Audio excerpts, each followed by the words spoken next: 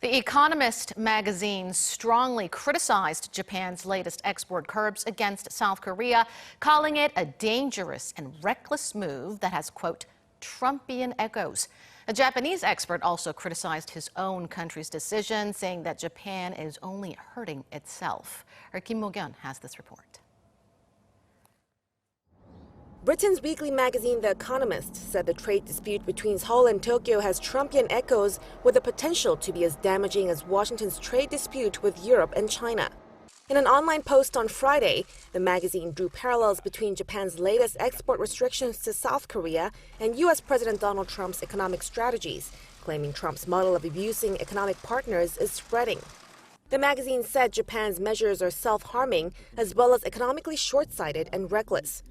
Saying that Korean companies are the most dominant memory chip manufacturers in the world, it said Japan's export restrictions would deal a big blow to the global supply chain. However, it stressed that it's not too late for the two countries to settle the dispute, while the economic fallout remains limited. Meanwhile, a Japanese expert also seems to be on the same line. In an article published at EE Times Japan, Takashi Yunogami, a semiconductor engineer turned consultant and an author on Japan's semiconductor industry, says Japan is digging its own grave with the latest export curbs.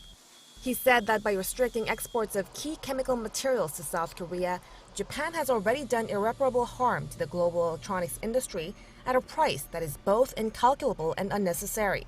Yunogami also added that if global South Korean firms such as Samsung Electronics, SK Hynix, and LG Display reduce their usage of materials from Japan and find local replacements, Japan will have to face the damages, and that the eventual backlash will hit Japan and undercut its competitiveness. Mok-yeon, Arirang News.